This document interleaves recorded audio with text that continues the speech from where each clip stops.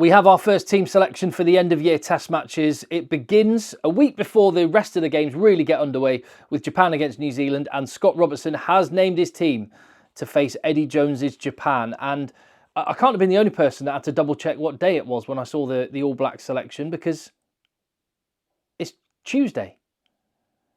Who does Razor think he is? Rassie? Tell you what, we know South Africa have changed the game, the bomb squad, the 7-1 selections, new forms of tactical analysis and approaches to rugby, but this is how Rassie has really changed the game. A Tuesday team announcement, and I love it. It just gives us that little bit more time to digest the team and to build up to the weekend. I wish more teams would do it. But here we go. And the headlines for New Zealand, well, there's quite a lot of them actually. It's a changed up New Zealand side. It looks to be largely, although not exclusively, but largely second string. But some real positives in there. Cam Roygaard finally puts his injury nightmare fully behind him. And with an NPC game under his belt, he's back in the All Black jersey that he last wore at the Rugby World Cup. Wallace Satiti is at number 8. That is really exciting. And I wonder if this is the start of a journey of Ardie Savia going back into the 7 shirt. Satiti just slightly bigger than Ardie, slightly more, well, he is more of an 8 traditionally. Ardie Savia is, incredible. But could he be even better for the All Blacks in that 7 shirt? The 7 shirt that is being worn by Sam Cane, with Peter Lakai ready, sat on the bench to come on in the back row on debut. And he's one of 2 potential debutants, with Ruben Love also on the bench. I mentioned it's a changed team, and I've mentioned the 7 jersey. Sam Cane wears that in this match. And there are some injuries to other contenders for that, but I do wonder what we read into some of the selections, given that this is a changed team, and in particular, Sam Cane and Damien McKenzie. Are they there because they're 2 of the more experienced guys, and Razor wants a couple of older heads who've been around the camp for a while to help some of these younger guys bed in? Maybe. Or do we read into it that they are going to be backups? Damien McKenzie, I could fully see him being the backup and Beauden Barrett being the guy that starts in the big 3 test matches. But does this mean Sam Cane is not going to be selected to start in those big 3 test matches? And that is going to be interesting to watch. Now, there are injuries where Jacobson and Papali'i and Blackadder are concerned. But potentially, Razor has got the option to switch Tupuvai or Scott Barrett into the 6 jersey, particularly if the skipper for this game, Pitrok Tuapoloto, steps up and has a big performance. Despite it being a changed team, that looks really, really good. Particularly the things that excite me are 300 kilos of converted number 8s on their props. Those 2 are absolute units. The Mighty Williams and Pasilio Tosi. I love that. And in terms of combinations, another interesting one is the guy on the wings, Mark Talea and Sevu Reece. Mad to think that it could well be, and it's more than likely to be, that these guys are the 2 second choice.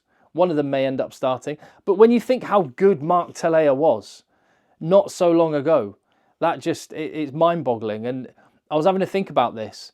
Is the New Zealand winger spot, and particularly that number 11 jersey, so iconic that it is that the most competitively fought for shirt in World Rugby?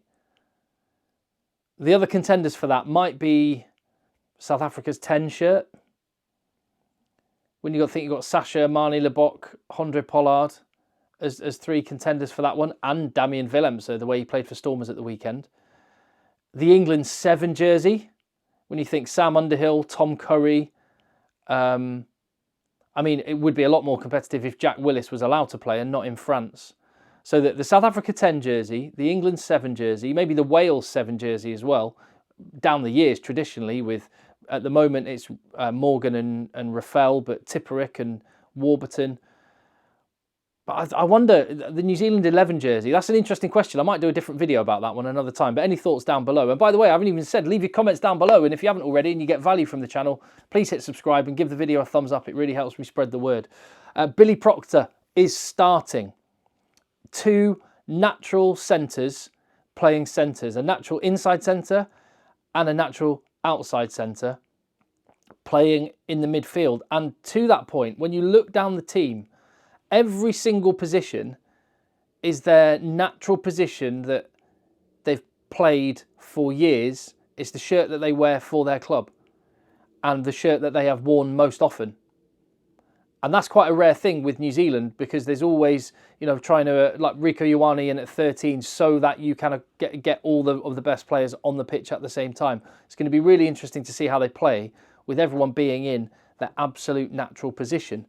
There's one name that is missing. Well, one surname that is missing 3 times. Barrett. I can't remember the last time I saw a Barrettless All Black side.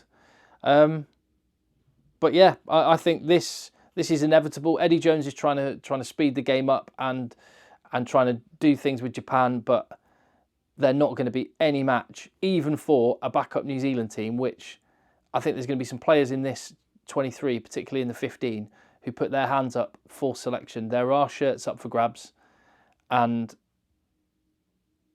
yeah, it's going to be really, really interesting to watch, particularly the performance of the guys in the back row jerseys, because that is, Satiti could get the number 8 jersey and shunt Ardi Savia to 7, which knocks Sam Cane out of the team, who options at 6. So it's really, really interesting to watch. I'm looking forward to it, and I'm just glad the international rugby is back. Loving the URC, loving the Premiership, loving the top 14, but there's nothing like international rugby.